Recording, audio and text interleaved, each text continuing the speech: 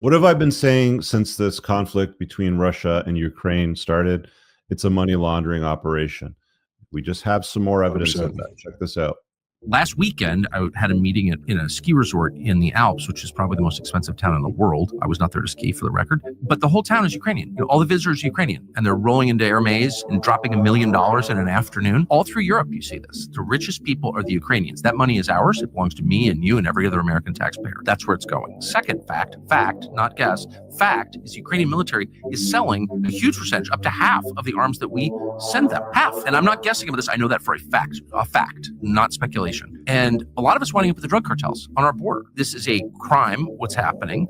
Our intel agencies are fully aware of this. You tell me they're not profiting from this. Of course, you think the CIA is not profiting from this? Yes, they are. Can't prove that, but I believe that. But they don't know this. I know this, but they don't know this. They know this. No one is saying it. Like, no American seems aware of this. We're sending these arms to Ukraine, hundreds of billions of dollars, and it's being stolen and sold to our actual enemies. Like, what the? What have I said? Well, it's it goes a step further. Operation, man. They sent $200+ billion to Zelensky, and whatever he didn't put up his nose, he's given to people to go skiing in the Alps in the expensive villages. They're selling the arms. They're not like, I'm sad for the men that are dying in the wars while the women are running off in ski resorts and nightclubs in Ibiza having a good time with the money. Whoever's Leaving their getting husbands. their hands on it. Yeah. But well, I mean, it goes deeper than that, man. I mean, there's recent. I can't remember who was being deposed, but I mean, there's questioning. But it's basically come out that the U.S. has been funding its enemies for a long time. The U.S. is responsible and have funded ISIS. They funded Al Qaeda. You think them leaving all of that military equipment in Afghanistan when they pulled out was an accident? No, of course it was on purpose. Like the American government, they love to. It's all about the almighty dollar, man. They have no allegiance to their people. They don't care about us. There's the Fort Knox gold stores have not been audited in 50 years. 1974. And there people are asking senators like, "Hey, man, I want to come see." It's like, "No, you can't come." It's like, "What do you mean?" "Well, it's an active military installation." "Yeah, I'm a senator from the U.S. government. I visit those all the time." Like, "No, you can't come." Right? It's like the corruption runs so deep. The fact that people have not lost their minds and we've not turned into an anarchy is beyond me. And that's just because so many people have their heads buried in the sand. I think I should say this. I should say ignorance has a lot to do with it. I think people are really concerned with things that directly benefit them.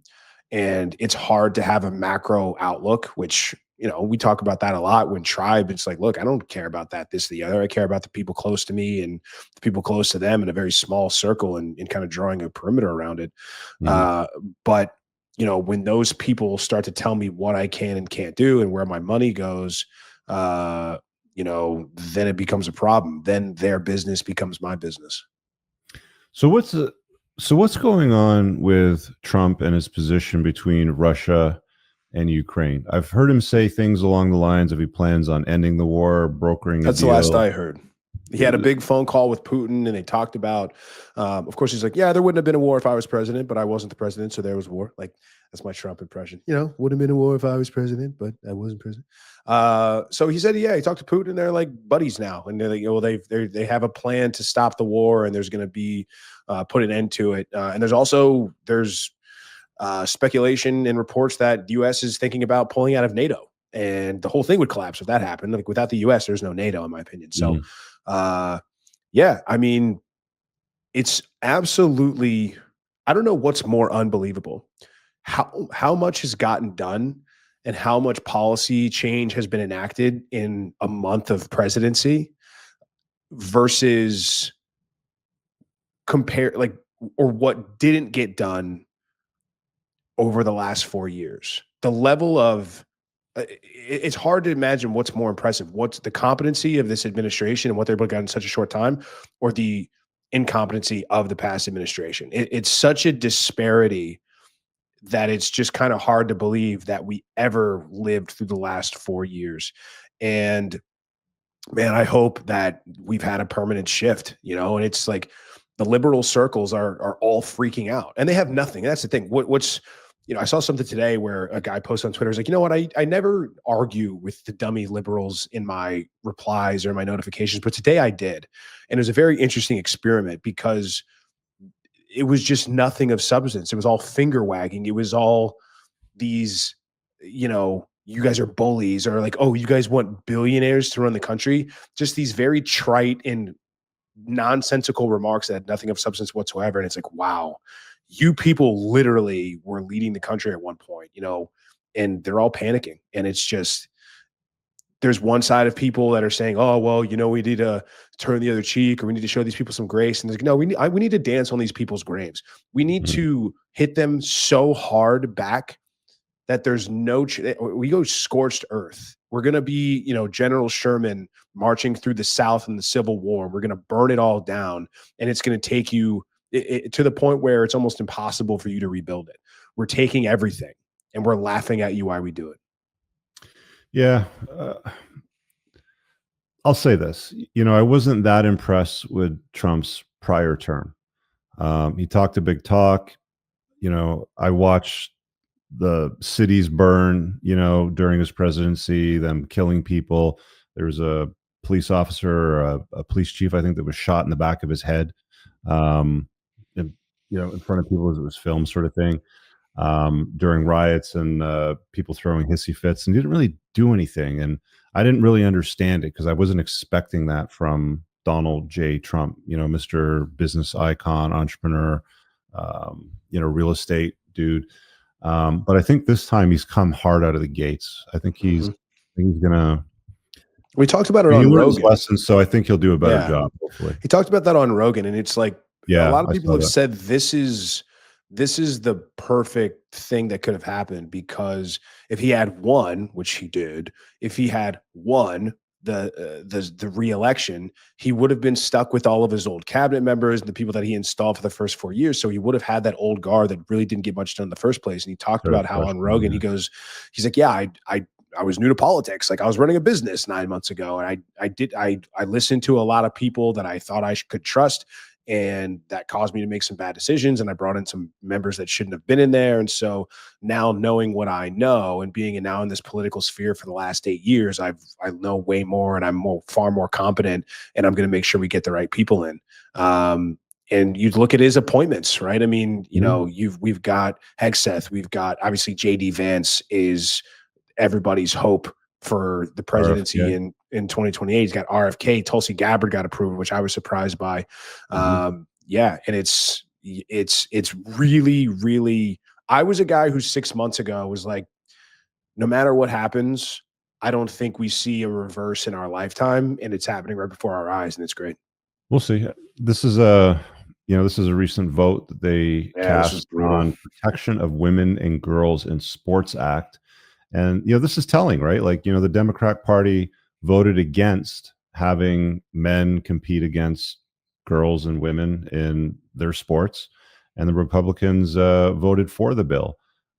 It tells you exactly what the party's all about. This, I don't know who this is, Senator Neil Anderson. Imagine being the party that accuses the other party of hating women, then voting against women. I mean, it's an absolute valid point. And the fact that people can't see through this is beyond me. I mean, maybe the tides are changing. We'll see what happens with your next election to see if you do have another strong Republican candidate. I don't think Trump can run again. I think it's going to be Vance. No, it'll be JD Vance. He's going to run. And it's like, I have no idea who the Democrats going to put against him. AOC. I've only seen Vance in a few interviews, but I like everything he said so far. I think he's a good. I'm telling you, man. I think he's the next guy. I mean, yeah, he gets it. And you know what? Like, he's not afraid to get into it with people on Twitter. And people have said things like, people like, JD, do you denounce? I think they were talking about one of Musk's big balls. He's like, I don't care. He was like, this guy says anti-Indian hate speech. Do you not denounce this man? He was like, you know what, man? I don't really care, Margaret. You know what I care about? I don't care about somebody being mean on the internet. I care about protecting my children and making sure that they're safe. I don't care about somebody being mean on the internet, you child. Yeah, it's like people are convinced that he's had a burner account on Twitter for years. You're like, oh, they think it's this guy or that guy. But I mean, what's not to like about the guy? Family man, veteran. getting stuff done. I mean, it's strange though, because it wasn't until very recently that anybody cared who the vice president was, or the vice president had any sort of spotlight whatsoever. Because a lot of people don't know. I mean, the vice president has very few duties and responsibilities whatsoever. They cast a tie-breaking vote in some certain scenarios. And I haven't taken a civics class in a very long time, so I'd forgive me if I don't know off the top of my head. But growing up, we were always taught like the vice president is literally just there in case the president gets killed while in office or dies, and then he becomes the president.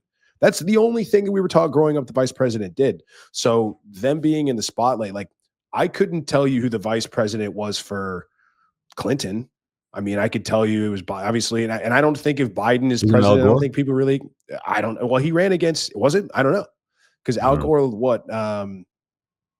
or George Bush's vice president, because he lost to Al Gore or he beat Al Gore in that race. Like again, it wasn't until very recently that the VP, anybody cared who that was. So I remember Al Gore's name from around the time because he was doing all the fear mongering about the inconvenient truth, which all turned out to be icebergs are going to melt. We'll be underwater in 10 years. And here we are. Like, I think that was filmed 20 years ago or something like that. Yeah. And if you go through like all the data points, it's like everything he said was basically bullshit.